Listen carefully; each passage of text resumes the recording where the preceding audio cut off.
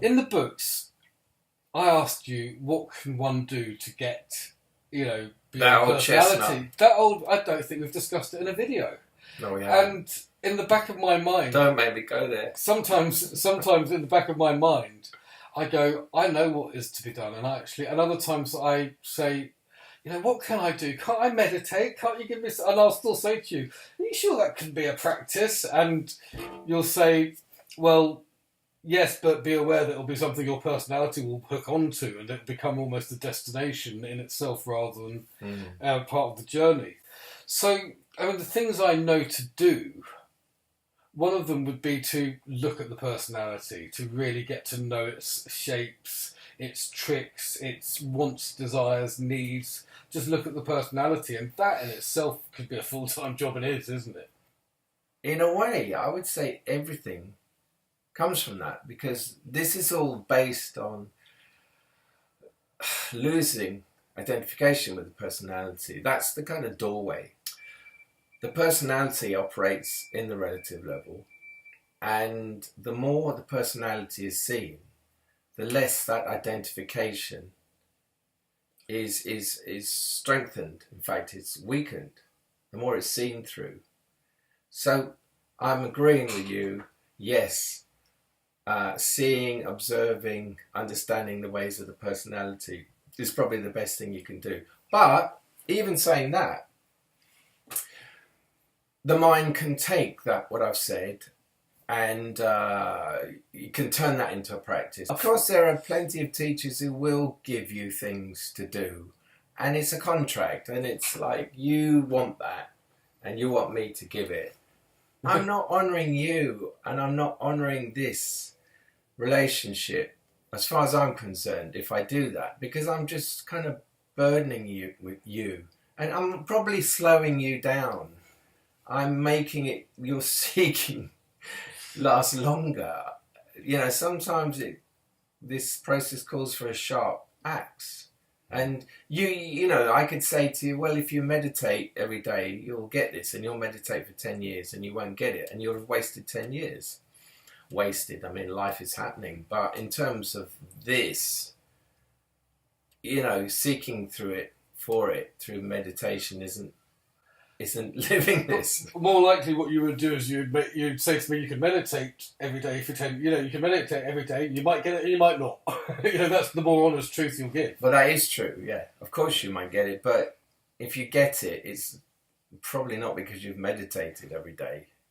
It is a strange conundrum, and of course, to the mind, it doesn't compute. Because we are trained to. You want to be a plumber? You go on a plumbing course, you call up, you do the course, you do your homework, you do the practicals, you come out the other end a year later and you're a plumber and you know how to plumb. So this is what we're used to, staged levels of learning. And it just doesn't apply to this. There is a very basic reason for this, because there's a phrase, you are what you seek. But what that means is, a child in the natural state doesn't have to do anything to be in the natural state and to feel joy or to feel whatever. You are what you seek, but there is something covering it. Now, what covers it can be pumped up by the seeking, by the kind of, I've got to practice, and when I do this, I'll be happy. But you can see how practice is negating the truth of you are already it. Because it's coming from a place of, well, I'm not it. This gets more complicated now. Because there is an element of, yes, you are what you seek. But the fact is you don't know that. Because otherwise, we wouldn't be having this talk. You wouldn't be asking me about practice, because you would be living it. Do you see what I mean? So it's true to say that something is there that is stopping you. This is why the first thing you said, which is becoming aware of personality, is if there's anything I would ever say to do, it's that. Because that is the bit that works on removing the bit that thinks they aren't already okay. Take it in. Don't speak. for a moment.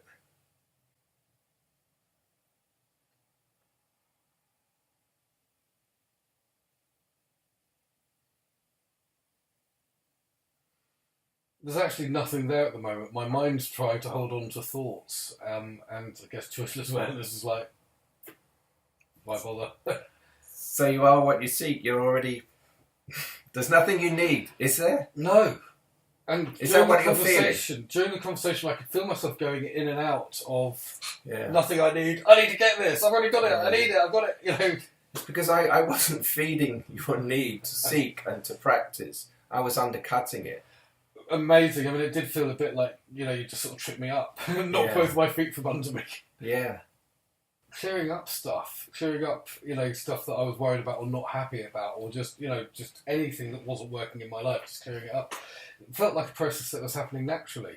I didn't sort of say, right, I'm going to clear up my life. Yes. It was naturally, this is to be done. This is in the way of my joy. This is in the way of my joy. Yeah, that's different. And you know why? Because that's non-doing.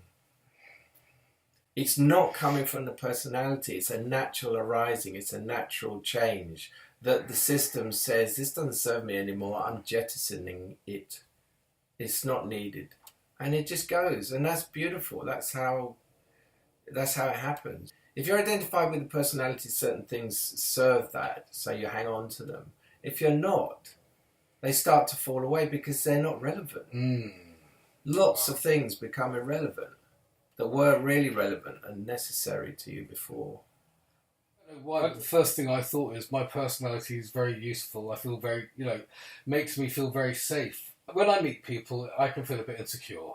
Do they like me? Are they going to be nice? Is there going to be trouble? Am I going to have to turn on the fighter in me? Not necessarily everyone, but that would be my general walking into maybe a job interview, a party where you don't know many people. There's like an armour you put on. We were talking about one of the only things that one could actually do in this inquiry is to look at the personality, and I really just saw that. I will say that after the shift, you don't need any of that. I suppose one feels sealed. It's like I don't have anything to prove. That's not to say the world can't be hostile. I've certainly experienced that at times, and partly because of the way I am. All I know is that this system has a natural instinct of if it's attacked, it will defend itself. I mean, waking up doesn't turn you into some kind of weak kind of jellyfish. You know what I mean? In fact, I would say those instincts are sharper and stronger. I guess the question, or what I don't know if it's a question or if I'm working out a solution for myself that I might remember, is when that thing happens again, what I can hopefully hope for is the choiceless awareness that comes in and goes, I look at my personality up to its own tricks again.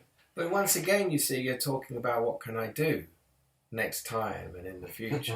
I know we're talking about catching the personality and watching it, but to bring it back to this moment, in this moment what it's like to be Matthew without feeling you have to defend yourself. Is that true? Yes. Rather than look forward and say, what can I do next time this happens and how can I in the future? It's like, if you feel that right now, what else do you want? You have it right now. Experience it. Imbibe it. Feel it. Know it. You've got it. I'm continually tripping you up. I know, because you have a habit, as most personalities do, of like future, future, future, future. And it runs away from the fact that you do know it now. You do have it now. Yeah? Yes. That's very strong. But you can see that there's almost like a migration where rather than the personality being the norm, that when it shows up, it's like, oh yeah, yes. I know you. Once again, this is not to demonize the personality. One has to see this as just an arising. See it as an arising of energy in a particular form. One can be depressed, one can do this, and the personality is a kind of conglomeration of lots of patterns and memories and a story and investments and all those things. So it's a configuration of energy. It's not bad, but it does have outcomes. It can feel bad, that's for sure. But if we start demonizing it, that's kind of really, I often have to come back to this. It doesn't really help because it's the personality itself that's getting off on, oh, that's the bad part of me. And when I get rid of that, and I know this sounds strange because it sounds like that is what I'm saying, that is true. Beyond personality, there's a whole different life waiting for you. But it certainly doesn't come around by demonizing any part. It comes around, and this brings us back to the beginning of the only, I wouldn't even call it a practice, but the only thing I can advise is become aware of the personality.